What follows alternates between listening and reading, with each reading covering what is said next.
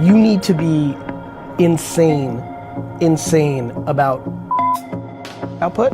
Number one, the game is back at scale. Short form content, Joe is throwing out to me. You know, I have my podcast I've done for 4.5 years. I do my 5 Minute Friday I've done. I did my blog. I mean, I'm just throwing out tons of content. But Joe told me about 2 weeks ago, short form, vertical, 60 seconds or less, YouTube, 2, 3, 4 times a day I started throwing it out. My question for you is, across YouTube, well, it's not YouTube, across my podcast, it's video with audio. My video's posted on YouTube, my audio's thrown up on... In full form. In full form. Yep. Well, you know, full form, but like the quick get. So both, the whole thing and then post-production. Well. So I've got the video and I've got the audio. The video's on YouTube, the audio's hosted on Buzzsprout, which then goes out to all the platforms. Yep.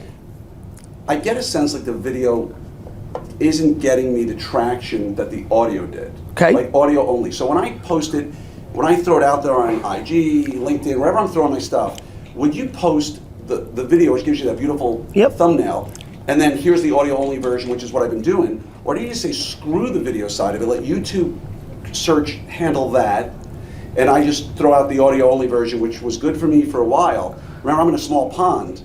So that's question one. Well, there's a lot there. First of all, the first answer is both. You literally post them both. You literally post in big letters, audio only, and then you post the next 6 hours later with the video, and you go, video. Like you do. Not the same post. The same post. Okay. You can. Because you said 6 hours later. Yeah. So the same. Well, you said, should I put out the audio or should I put out the video? I'm putting both. I'm putting the video, which gives me the thumbnail, and in that post, here's the audio only version. Yeah, I understand. Okay. Yeah, that's exact. And by the way, you don't need to put the link to the video because you could just take a screenshot from any moment you liked and then just post the audio link.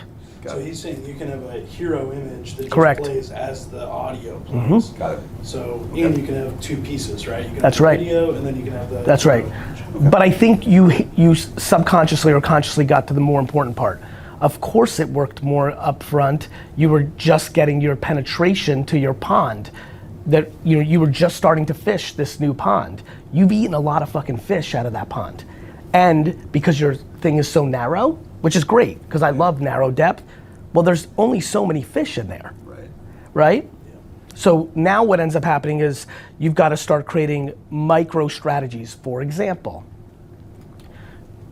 what is the content you're making for the kids that are in school to become ortho? Right? That's gonna be very different content than someone who's 17 years into their career and is trying to maximize their profits or their lifestyle or are transitioning. So what you've gotta now do is micro segment the pond. Right? Which is what I've started doing. Good. I've really started focusing much more on the residents because my demo is orthos are out of school, you know, a year to 12 years, give or take, ages 30 to 42, 43. That's like my demo. Yep. But most people don't realize the average orthodontist is coming out of residency with 5, 6, 800,000 in debt. Yeah. Right? And so getting them ahead of the curve and going, okay guys, you guys get out of school soon.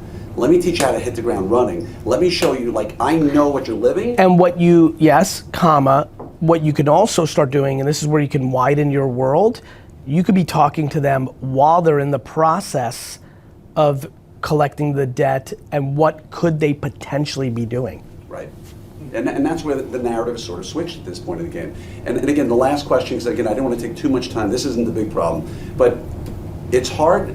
Do I chase, like what I talk to orthodontists about, I can talk to anybody in this room about. It's the same stuff you talk about. 100%. Right? The culture, the hustle, the plan, right? The team. You should absolutely start flirting with broader content. 100%. It needs to be part of your mix. It's hard, you know, to serve both masters, but... I mean, are you kidding me? The first 50 pieces of business content I made, every comment was, fuck you, stay in your lane, wine boy. The fuck do you know about business? I'm like, Jesus Christ. I was like, that's all I've been doing. I just became wine guy to you because of YouTube. I'm like, I am business. You know, so you'll get some of that. You'll probably less because it's not as big of a jump for you because you've been talking about the business of ortho. You should absolutely mix that in. And I've been doing that. My shorts have been focused on broad. But you need to be insane about Facebook fan page output, number one. The game is back at scale. And that's where I live. So Facebook fan page number 1, YouTube Shorts number 2, TikTok number 3. Okay. You must dominate those 3 arbitrages. Yeah. How many pieces of content, like a day, would you say? Ideal 4 per platform. Per platform? Yeah. 12-ish. On those, and then there's Twitter and Instagram and regular YouTube and LinkedIn. So I can do content creation. Mm-hmm. That's what I love doing. And content creation is more about post-production than actually your time. Well, it really is. If I've got, which again, I'm working purposely to make sure that I've got those moments, those times where you can take pieces and throw them out later on. Like, That's right. Like you talked about it, right? You 100%. wear the same clothes every time. That's right. Right? And so the last little one, which it may not be that little, but I don't think it's huge, is it's been on my mind for at least 3 years now.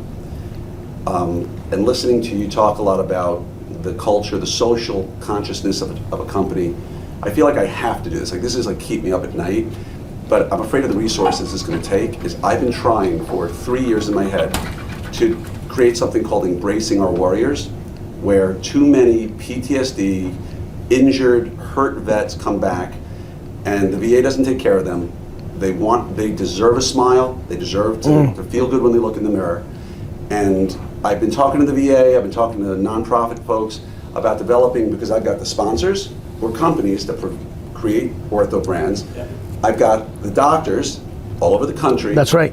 To be able to develop this nonprofit where a vet can be vetted, like legit, like they're a disabled vet, and them and their family can find a doc that we hook them up with, who will get free product from a company. So just crawl. Just get it started. Yeah, I mean, it's always You know, worked. when you're winning in one part, it makes a lot of sense because you're playing at this scale over here, that it feels natural to get this thing over here to be at that same scale immediately. Right. And I think, you know, the resources is a real thing. But I think what you do is you just decide today that you're gonna do it for 25 people.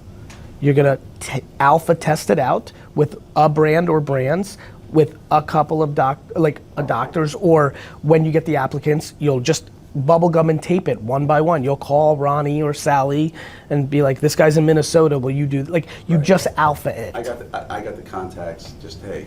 Yeah, because what you're trying to do rightfully, I get it. You're trying to come from here and push it down. Like, here's the platform, this is what we do, and then you're boiling the ocean, and this is what you get into this moment. Instead, do it behind the scenes as bubblegum and tape, get the taste of it, and then scale it. Right on.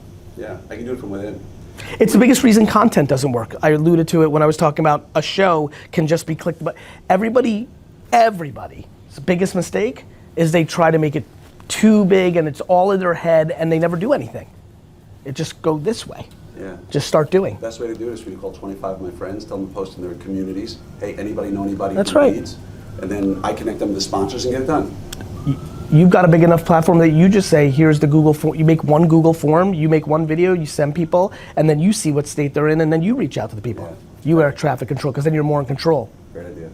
Thanks. You got it. So here's the big problem. one. And I brought this one legitimately to dozens. I work with a guy named Todd Brown, who's a really brilliant guy, helped us a lot with. It's awesome. I don't know if you know Todd or heard of him. I don't. Amazing guy. That's awesome. Offers. That's good. Nobody can solve this. So I've got a group called Orthopreneurs RD. Regional dominant, stupid name, I made it 5 years ago. But nonetheless, it's a group of about 195 docs. Google and Nike are stupid names. Why are they not? Yeah. Names are just It's a name. proxies. Names are made. So Gary V with 2 silent E's is a stupid name on the record. I got 2 silent E's is a bad idea.